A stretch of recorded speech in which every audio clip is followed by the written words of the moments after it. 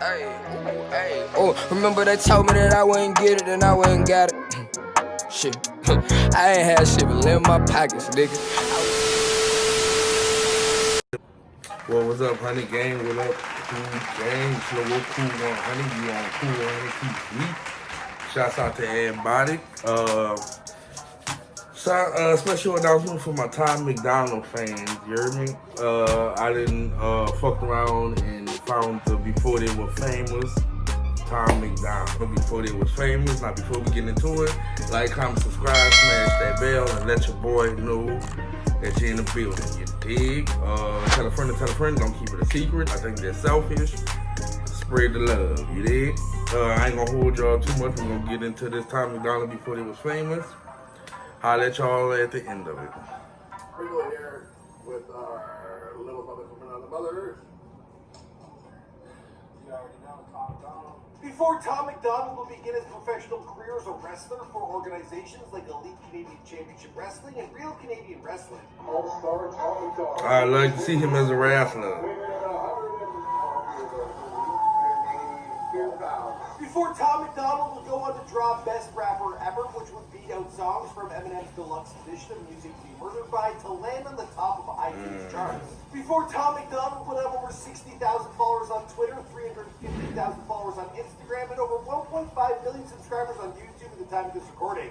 Beating your idol on the iTunes charts, even if just for an hour or a minute, well, that's one hell of a surreal moment. Now, for Tom, Eminem, he was obviously a massive influence, but it was actually a Tupac album that first had him fall in love. Oh, he like Tupac? For the road to success, it's been a long and hard one, and he nearly drank his life away over the span of 5 years. He was also dealing with crippling depression. Now, Tom, he's finally on the other side of things, but he knows all well, too, how horrifying it can be to hit rock bottom. Now, this Canadian rapper grew up in a small town in British Columbia, and after a foray into the world of professional wrestling, well, he began working as a rapper, dropping his first album, Leanne's Son, back in 2014. Now, since then, he's developed and refined his talent further, leading to his most successful track yet, Best Rapper Ever. Now, you guys might have seen this one on the trending of YouTube, but it's just one of 4 videos that he's dropped in the past 50 days that have all clocked in millions of views. What's going on, guys? It's your boy Michael McCrudden. First up, Happy New Year's. Now, I'm sure some members of Tom's Hangover Gang, well, they're probably still recovering. 2020, it was a bit of a shit show, but a lot of good stuff happened before they're famous. Shouts out to Hangover Gang. Updating you guys on everything. Now, big shout out to Tom, who answered all our questions to help us piece this one together. And a similar video you might enjoy includes one on Mercules, and that's Dax, both Canadian rappers. Dax. All right, let's get into this video. Y'all look out for him too.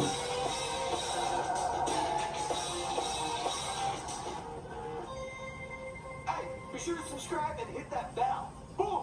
Thomas MacDonald was born on September 21st, 1988 in a very small town of British Columbia known as Mission, which is about a 2-hour drive outside of Vancouver. There, Tom spent the first 13 years of his life attending a school known as Albert McMahon Elementary.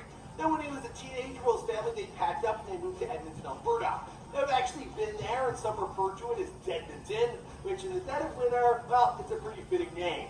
Now, he lived here for the next 6 years, and he attended a ton of schools, including York Elementary, Steel Heights Junior High, J.J. Bolin Junior High, and St. Joseph's High School. Now, when he was still just a kid, well, his dad, he worked a number of odd jobs at scrap yards, lumber mills, and recycling plants. Now, he even once traveled as far as Alaska to help out with a demolition job. Now, basically, Pops, he did whatever he could to help take care of his family. Now, Tom's dad, he did it eventually, settling into a role helping with contract negotiations for a company in Fort McMurray.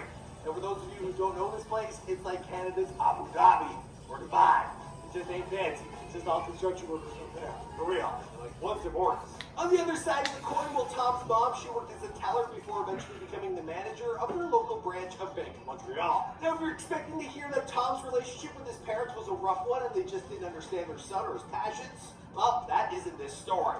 Now, in fact, Tom, he tells us that his parents... That's good looking out, yo. ...always dreams, no matter what they were. Now, regardless of what Tom was going through in his life, they always believed in him. Through all the failed classes, the lost jobs, and self-destruction via alcoholism, well, his parents, they always had faith in their son. My dad took the poem that I wrote, that I got the low score on, and he gave it to a multi-time published Canadian author who is a poet.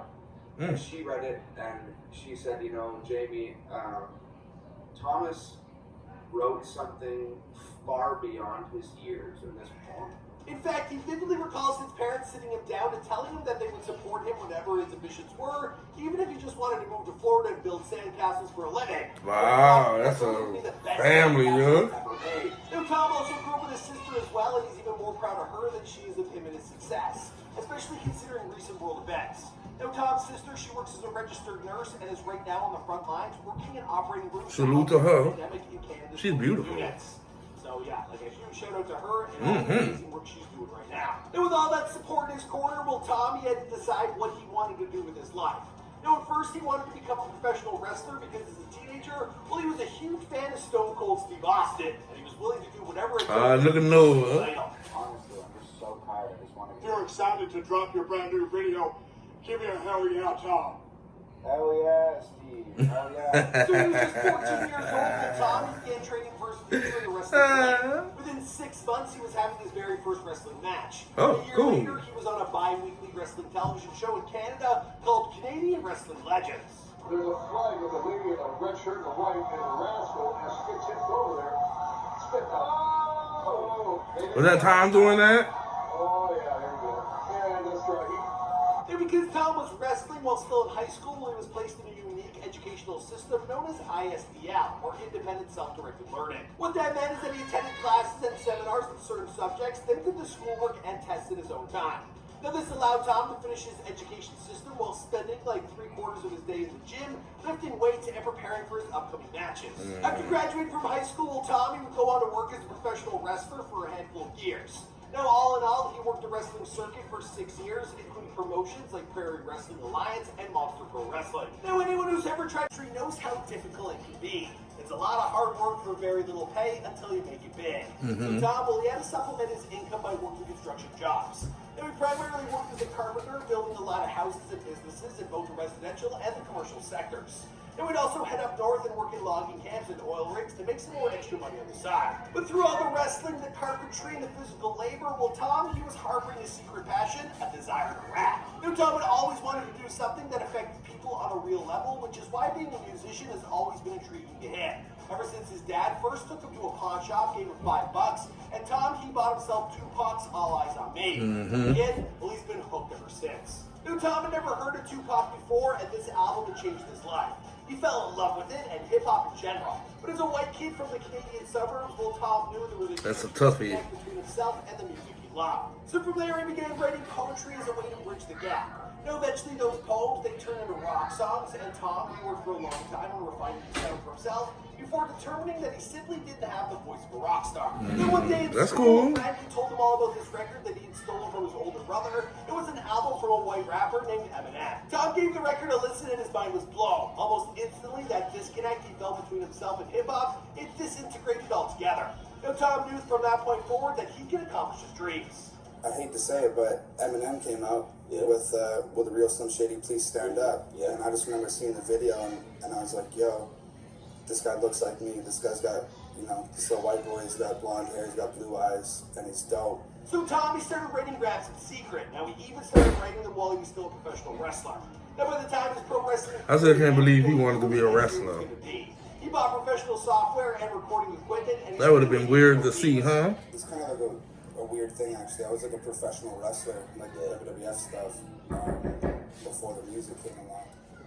And just due to a lot of different circumstances, I sort of got out of the wrestling thing, and I just had all this, you know, pent-up creativity. I've just always been that kid, right? And I was just really loved music. Before long, he was working with a producer known as OB and dropping his first album, Leanne's Son. Around this time, he moved back to Vancouver on his own and started collaborating with a rapper named Matt Breffner, dropping his first music video, Dark Side of the Moon. Now, at first, he thought he had to write songs about money, girls, and cars, because that's what popular rappers do.